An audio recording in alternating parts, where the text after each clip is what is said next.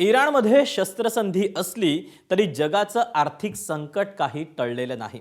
भारतात 5 राज्यांच्या निवडणुका झाल्यानंतर पहिला फटका बसला तो व्यावसायिक सिलेंडरला। त्यानंतर अद्याप इंधनाचे दर वाढले नसले तरी या दरवाढीच्या भीतीने टंचाई मात्र जाणवू लागली। विशेष म्हणजे या युद्धामुळे निर्माण झालेल्या परिस्थितीचा फटका देशाच्या अर्थव्यवस्थेचा कणा असलेल्या खरीप हंगामाला बसण्याचा धोका वाढला। याचाच आढावा घेणारा आमचा हा स्पेशल रिपोर्ट।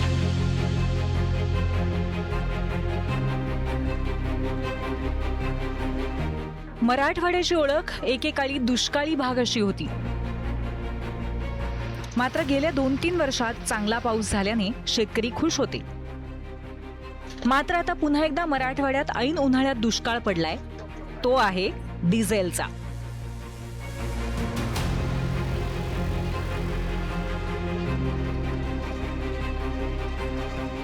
लातूर, धाराशिव, बीडसह अनेक जिल्ह्यात पेट्रोल डिझेलचा तुटवडा निर्माण झालाय। धाराशिवमध्ये गेल्या 4 दिवसांपासून डिझेलची टंचाई कायम आहे। डिझेल नसल्यामुळे ट्रॅक्टरची चाकं चिखलात रुतल्यासारखी थांबली आहेत। पंपावर नंबर येण्याआधीच डिझेल संपून जात आहे आणि त्यामुळे पेरणीपूर्व मशागतीची कामं ठप्प झाली आहेत। 3-4 दिवस झालं डिझेल भेटत नाही, त्याच्यामुळे शेतीची कामं सगळी खोळंबलेली आहेत।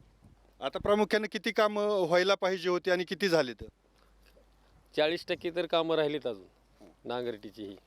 जणांना डिझेल नाही भेटलं तर ही कामं होणार नाही। सध्या आपल्या गावात 30-35 ट्रॅक्टर आहे, पण डिझेल अभावी सारे बंद आहेत। 4-5 चालू असतील, जास्त नाही। काय म्हणते पेट्रोल पंपवाले डिझेल गेले पंपावर गेलं की बारी लागती आणि कॅन्ड जवळ आला की संपून जाते। शेतकरी येत असतील, फोन करत असतील? फोन करतात ना सारखं, चक्रा मारते। ठीक आहे, 2 शेतकरी आता आले तर डिझेलच मिळत नाही तर करणार काय?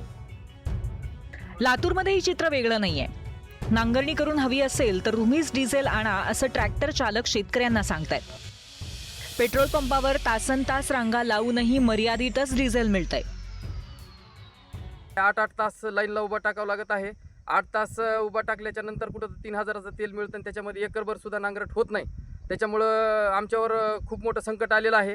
प्रशासनाने याची गंभीर दखल घ्यायला हवी आणि ट्रॅक्टरवाल्यांचं असं म्हणणं आहे की शेतकऱ्यांनी डिझेल उपलब्ध करून दिलं तर आम्ही नांगरट करून देऊ, कारण ट्रॅक्टरवाल्याला सुद्धा लिमिट दिलेली आहे। ट्रॅक्टरवाले सुद्धा डिझेल विना त्यांचे कामं बंद करून ट्रॅक्टर दारात ठेवत आहेत। तर प्रशासनाला याची गंभीर दखल घ्यावी अशी विनंती करतो। केवळ शेतीच नाही तर माल वाहतुकीवरही डिझेल टंचाईचा परिणाम झाल्याचं दिसतंय। लातूर, धाराशिव, नांदेड मार्गावर शेतमाल वाहतुकीला फटका बसलाय, तर शहरांमध्येही पंपावर वाहनांच्या लांबच लांब रांगा बघायला मिळतात। बीडच्या परळीत CNG साठी वाहनांच्या रांगा लागायला सुरुवात झाली आहे। दुसरीकडे दरवाढीच्या अफवेमुळे अचानक खरेदी वाढल्यामुळे तुटवडा निर्माण झाल्याचं प्रशासनाचं म्हणणं आहे। ज्या पेट्रोल पंपावरती 2000-3000 लिटर पर डे सेल होत होता, आता त्याच पेट्रोल पंपावरती डबल सेल झालेला आहे। ज्या ठिकाणी 3000-4000 व्हायचा त्या ठिकाणी आता 6000-7000 लिटर पर डे एवढं सेल होत होतं। त्याच्यामुळे काय झालं, लोक घाबरून ते जास्तीत जास्त भरून घेतल्यामुळं त्या ठिकाणी तो सेल वाढला।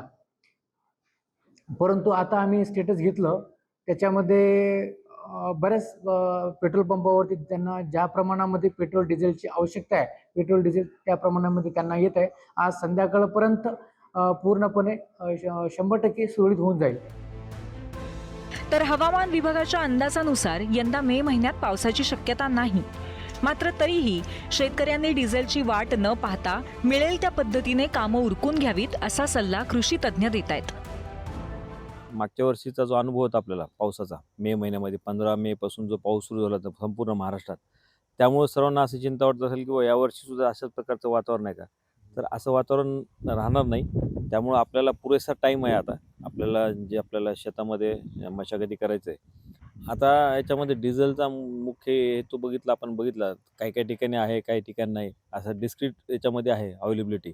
तर आपल्याला आपलं नियोजन करावं लागणार आहे। जिथं जसं भेटते त्याप्रमाणे आपल्याला लवकरात लवकर शक्यतो, कारण जसं तळणं पण महत्त्वाचं आहे, तापमान वाढलेलं आहे। आपण जसे नांगरटी केली तर आपल्याला थोडं उन्हाला एक्सपोज बी करणं आवश्यक आहे। एकीकडे डिझेलचं हे संकट आवासून उभं असताना इराण युद्धामुळे आणखीन एक धोका वाढलाय आणि तो आहे खतांच्या टंचाईचा। भारतात खतांची निम्मी आयात ही आखाती देशातनं होते, त्यातही या खतांच्या वाहतुकीसाठी होर्मुझची सामुद्रधुनीच बहुतांश प्रमाणात वापरली जाते. हा मार्ग बंद असल्यामुळे आणि आखाती देश युद्धाच्या छायेत असल्यामुळे खतांच्या आयातीवरती परिणाम होणार आहे. ब्युरो रिपोर्ट, एबीपी माझा. एबीपी माझा, उघडा डोळे बघा नीट.